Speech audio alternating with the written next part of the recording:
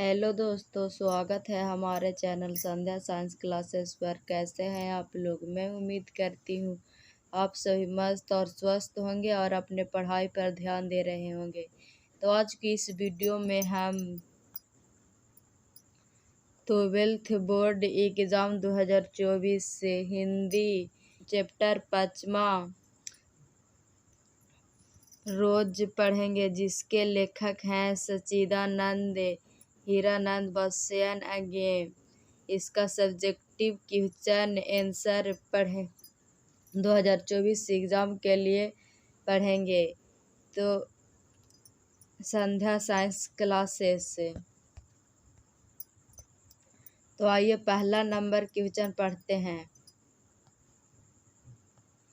पहला number question, मालती के घर का वातावरण आपको कैसा लगा?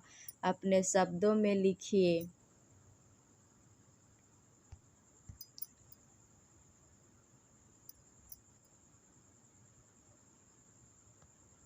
इसका उत्तर, मालती के घर का वातावरण ऐसा था जिस पर कोई छाया मंडरा रही थी। यंत्रवत दिनचर्या, उदास उदास मन, थका थका तन, जिसमें उल्लास आनंद की एक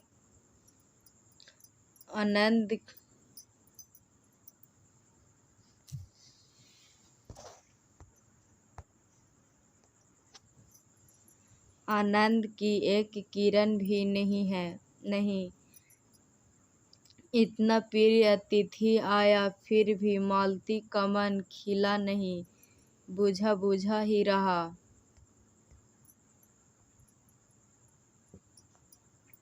आखिर लेखक उसका भाई था और अतिथि भी था, पर उसका आगमन उसके मालती लिए कोई अर्थ नहीं रखता। वह उससे कुछ बात भी नहीं करती, उल्टे उसके प्रश्नों का भी अति संक्षिप्त देती है, मानो रस में उदाएगी हो। अतिथि क्यों आया है, कहाँ से होकर आया है, उसमें मालती की कोई दिलचस्पी नहीं है। पहला नंबर क्वेश्चन कंप्लीट हो चुका है। अब अगला क्वेश्चन की ओर बढ़ते हैं। दूसरा नंबर क्वेश्चन,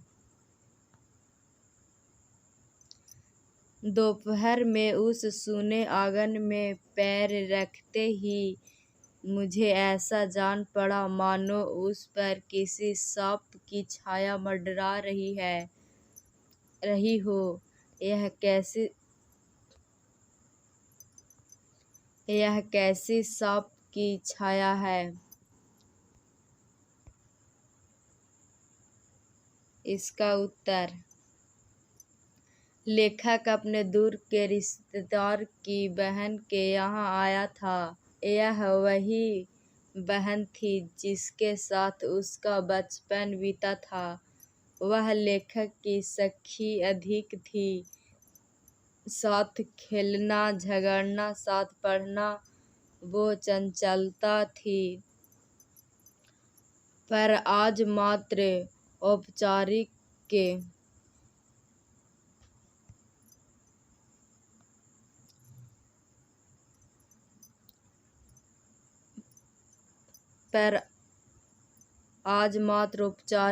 वार्ता करती है। शादी के बाद औरतें इतनी बदल जाती है कि वह अपने भाई, सखा और अतिथियों के आगमन पर जरा भी उल्लास नहीं दिखा पाती।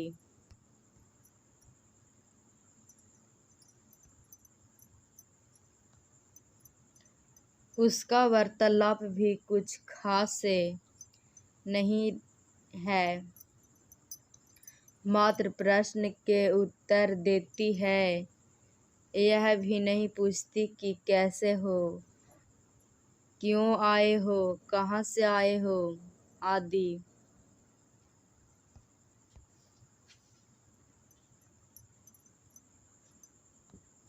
उसका यांत्रिक जीवन और मौन बताता है वह कुछ सह रही है, भोग रही है। कहीं कोई विवशता है, उससे छूटने को छटपटा रही है। यही स्थिति यह ध्वनित करती है कि घर पर कोई छाया मंडरा रही है, जिससे मालती घुलती जा रही है। तो आप लोग का दूसरा नंबर क्वेश्चन भी कंप्लीट करा चुके हैं। अब चलते हैं अगला नंबर क्वेश्चन की ओर, यानी तीसरा नंबर क्वेश्चन। लेखक और मालती के संबंध का परिचय पाठ के आधार पर दें।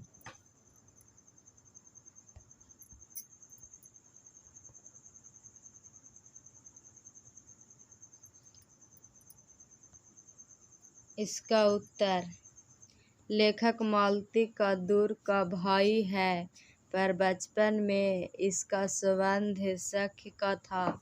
एक साथ रहते थे, खेलते थे, लड़ते थे, साथ साथ पीटते भी थे। लेखक का अध्ययन भी मालती के साथ ही हुआ था। दोनों के व्यवहार में सखा के समान ही रहा है। कभी भ्रातृत्व रूप का किसी अन्य रूप में वे रिश्ते के बड़े छोटेपन में नहीं बन सके थे। तो आप लोग का तीसरा नंबर क्वेश्चन भी कंप्लीट करा चुके हैं। अब आइए अगला नंबर क्वेश्चन की ओर बढ़ते हैं, यानी चौथा नंबर क्वेश्चन। मालती के पति महेश्वर की कैसी छवि आपके मन में बनती है? कहानी में महेश्वर की उपस्थिति क्या अर्थ रखती है? अपने विचार दें। इसका उत्तर, कहानी के आधार पर यह माना जा सकता है कि महेश्वर एक व्यस्त व्यक्ति था, जिसका परिवार से रूटीन लगाव था। बच्चा रो रहा है, गिर पड़ता है, उसके ऊपर उसका प्रभाव नहीं है। मालती का जीवन नौकरानी सा है, इसकी उसको कोई चिंता नहीं है।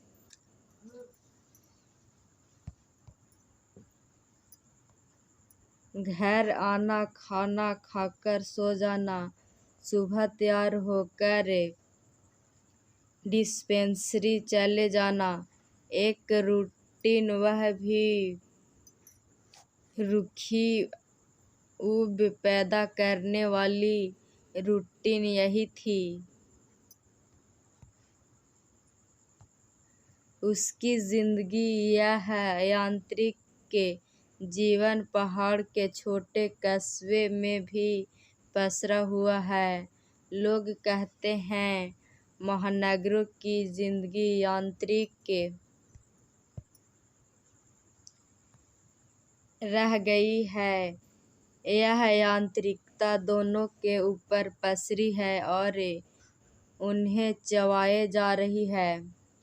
यह भी आभास होता है कि महेश्वर की जिंदगी खूंटे से बंधे पशु के समान है, जिसकी नियति मात्र खूंटे के चारों ओर चक्कर काटना ही है। महेश्वर एक कटा हुआ पात्र है, फिर भी जहाँ कहीं उसकी उपस्थिति कहानी में होती है तो वातावरण तनावग्रस्त हो उठता है। चौथा नंबर का क्वेश्चन आंसर कंप्लीट करा चुके हैं। अब अगला नंबर प्रश्न क्वेश्चन की ओर बढ़ते हैं, यानी पांचवा नंबर क्वेश्चन। पांचवा नंबर क्वेश्चन, गैंग्रीन क्या है? इसका उत्तर,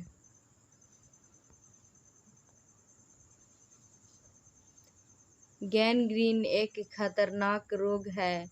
पहाड़ियों पर रहने वाले व्यक्तियों पैरों में कांटा चुभना आम बात है, परंतु कांटा चुभने के बाद बहुत दिनों तक के छोड़ देने के बाद व्यक्ति का पाव जख्म का शक्ल धारण कर लेता है, जिसका इलाज मात्र पांव का काटना ही है। कभी कभी तो इस रोग से पीड़ित रोगी की मृत्यु तक हो जाती है। तो आप लोग का 5वां नंबर भी क्वेश्चन आंसर कंप्लीट करा चुके हैं। अब चलते हैं 6ठा नंबर क्वेश्चन की ओर। तो आइए पढ़ते हैं 6ठा नंबर क्वेश्चन। आज से स्पष्ट करें। यह 5 नंबर में पूछा जाता है, तो इसे ध्यान से याद कर लीजिएगा।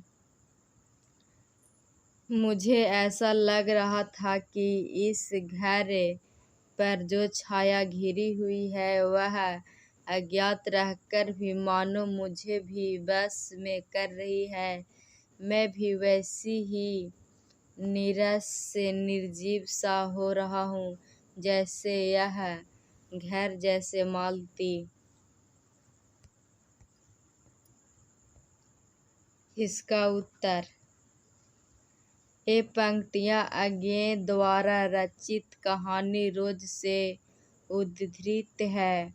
मालती के घर पर दूर का भाई अतिथि रूप में आया है। उसकी मालती से यह भेंट कई वर्ष बाद हुई है।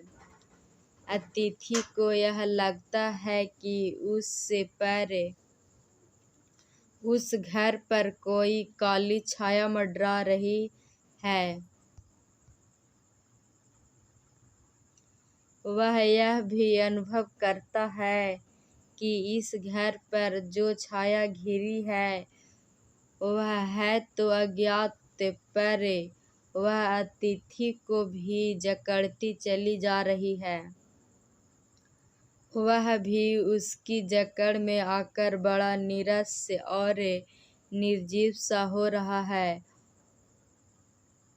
ठीक उसी प्रकार जैसे मालती है।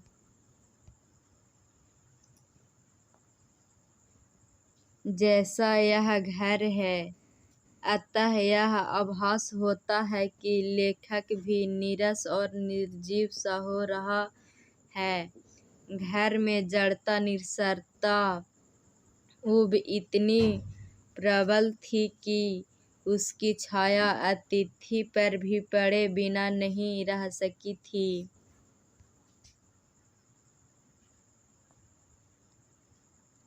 वह भी उस ऊब, घुटन और जड़ता का शिकार हो गया था।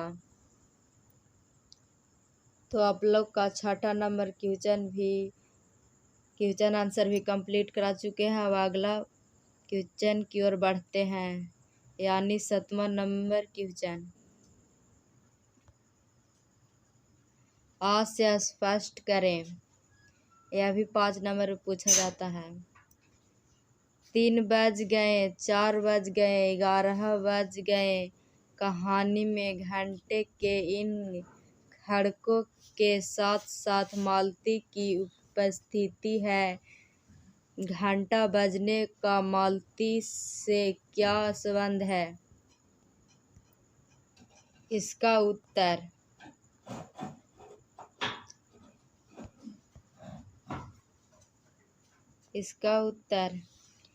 ये पंक्तियाँ अज्ञे द्वारा रचित कहानी रोज से उद्धृत है।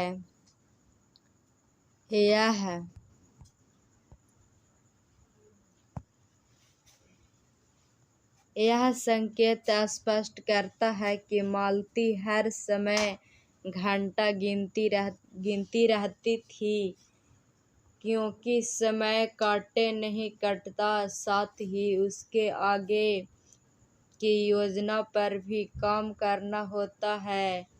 नौकर है नहीं, बर्तन मांजने, कपड़े धोने भोजन बनाना सब वही करती है। घंटा बजने पर उसकी दो मानसिकताएं रहती है। पहली यह है कि चलो अब इतना समय बीत गया। दूसरे चलो अब यह कर लें। उसकी विवशता कई प्रकार की है। पानी उसको परेशान कर देता है। पानी क्यों समय से नहीं आता? मालती कहती है आज शाम को 7 बजे आएगा। यह सारा उसकी त्रासदी को ध्वनित करता है।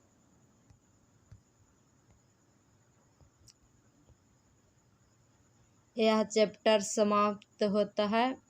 अब अगला नंबर चैप्टर आएगा 6 नंबर।